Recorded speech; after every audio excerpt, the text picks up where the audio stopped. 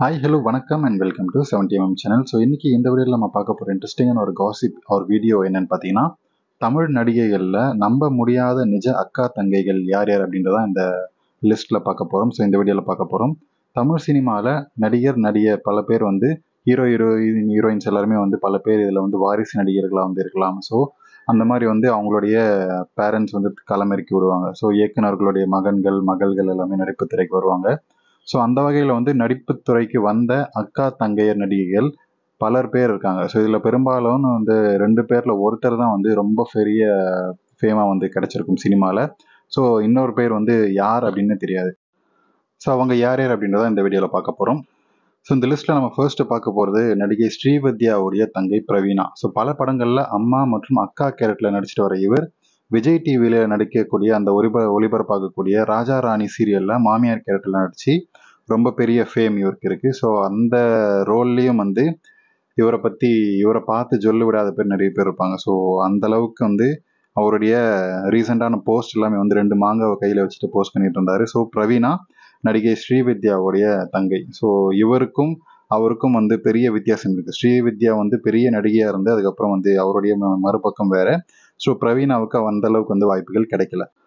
So இந்த லிஸ்ட்டில் next பார்க்கக்கூடிய நிஜ அக்கா தங்கைகள் யாருன்னு பார்த்தீங்கன்னா காஜல் அகர்வால் மற்றும் அவருடைய தங்கை நிஷா அகர்வால். ஸோ இவர் காஜல் அகர்வாலை போல தமிழ் சினிமாவில் பிரபல நடிகையாக நிறைய பேருக்கு தெரியாது. ஸோ இப்படி ஒரு நடிகை இருக்கிறதே நிறைய பேருக்கு தெரியாது. அதுலேயும் வந்து இவர் காஜல் அகர்வாலுடைய தங்கை அப்படின்றது நிறைய பேருக்கு தெரியாத ஒரு விஷயம். ஆனால் மற்ற மொழி படங்களில் இவர் வந்து நடிச்சிட்டு வந்தார். ஸோ காஜல் அகர்வால் இந்தியன் 2 படத்தில் நடிச்சிட்டு இருக்காரு. நிஷா அகர்வால் வந்து தெலுங்கில் ஒரு சில படங்கள் நடித்தாலும் அதுக்கப்புறம் தமிழில் இவருக்கு விமல் கூட எல்லாம் வந்து ஒரு படம் நடிச்சிருப்பாரு. ஸோ அதனால் இவருக்கு வந்து நடிப்பு திறமை பெருசாக அவருடைய அக்கா போல் இல்லாததால் இவரால் காஜல் மாதிரி வந்து ஜொலிக்க முடியல.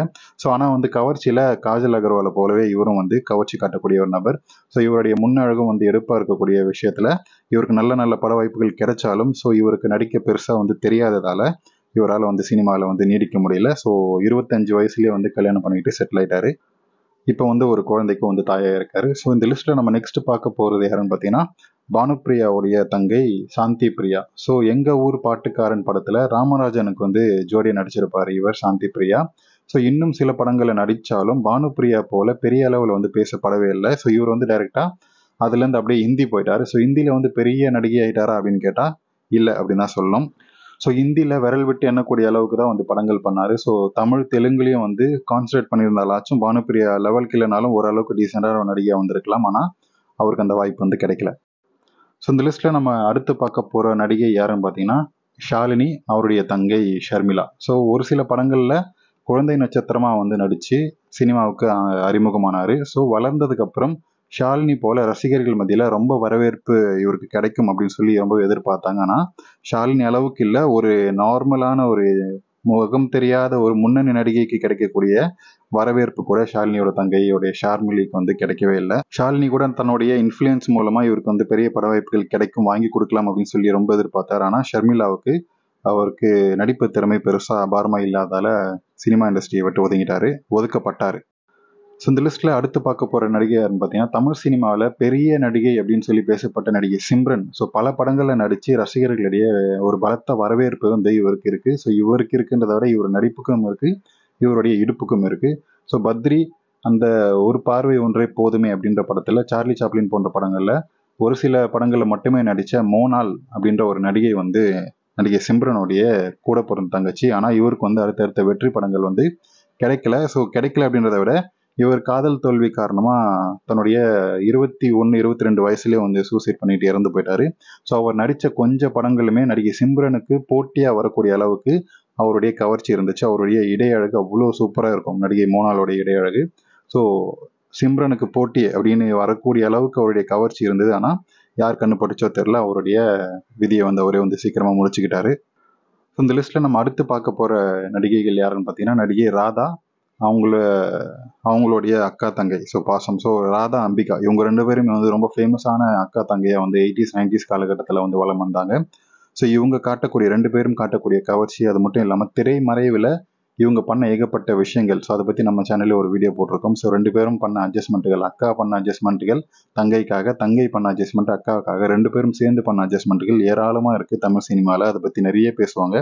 ஸோ அந்தளவுக்கு ரொம்ப ஃபேமஸான ஒரு நடிகையாக வந்து வந்தாங்க. இப்போ கூட அவங்களுடைய சொத்து மதிப்பு ஏகத்துக்கும் இருக்கிறதுக்கான காரணம் வந்து வேறு விதமாக அப்படின்னு சொல்லி பேசுவாங்க.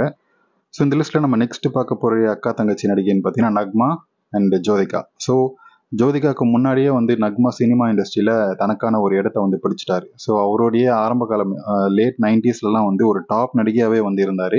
ஸோ ஹிந்தியில் பல படங்கள் நடித்து வெற்றி படங்களை கொடுத்து அதுக்கப்புறம் சவுத் இந்தியா பக்கம் வந்தார் நடிகை நக்மா. இங்கே வந்து தான் வந்தார். ஏகப்பட்ட படங்கள் வந்து அவருக்கு ஹிட் படங்களாக வரிசை கட்டி நின்றுச்சு. ஸோ அது மட்டும் இல்லாமல் அது கூடவே வந்து அவருடைய அட்ஜஸ்ட்மெண்ட்டுகள், அவர் கூட நிறைய நபர்கள் வந்து கிசுகிசுக்கப்பட்டாங்க. டைரக்டர்ஸ் முதல் பெரிய பெரிய ஹீரோஸ் முதல் வரைக்கும் எல்லாருமே நக்மாவோட கால் ஷீட்காக வெயிட் பண்ணாங்க. அது மட்டும் இல்லாமல் நக்மாவோட அந்த திரைமறைவு வேலைகள் பண்ணுறதுல ரொம்பவே வந்து மும்முரமாக இருந்தாங்க. அந்த வகையில் வந்து நடிகை நக்மா பல பேரை வந்து காதலிச்சு ஏமாந்தும் போனார், ஏமாற்றப்பட்டார். ஸோ அவர் வந்து 2-3 பேரை வந்து காதலிச்ச விஷயங்கள் இருக்குது. நடிகர் சரத்குமார் வரைக்கும் வந்து அந்த லிஸ்ட் வந்து இருக்குது. ஸோ இருந்தாலும் அவர் வந்து ஏமாற்றப்பட்டார் அப்படின்ற விஷயத்த ரொம்ப லேட்டாக புரிஞ்சுக்கிட்டதால தான் என்னவோ தெரியல, ஆண் வர்க்கத்தை பார்த்தாலே அவருக்கு ரொம்ப ஒரு வெறுப்பு. ஸோ அதனாலேயே வந்து கல்யாணமே வந்து கடைசி வரைக்கும் பண்ணிக்கல. ஸோ தன்னுடைய குழந்தைகளை வந்து ஜோதிகாவோட குழந்தைகளை வந்து பாதுகாத்து வச்சிட்டு இருக்கிறாரு. ஸோ நடிகை ஜோதிகாவை விட நடிகை நக்மா காட்டக்கூடிய கவர்ச்சி வந்து ரொம்ப தாராளமாக இருக்கும். ஸோ ஜோதிகா அளவுக்கு, அதாவது நக்மா அளவுக்கு ஜோதிகா கவர்ச்சி காட்டல அப்படின்றது ஒரு வருத்தம்க்குரிய ஒரு விஷயமா இருந்தாலும் நக்மா வந்து 2 பேருக்கும் சேர்த்தே வந்து காட்டிட்டு போயிட்டாருன்னு தான் சொல்லணும்.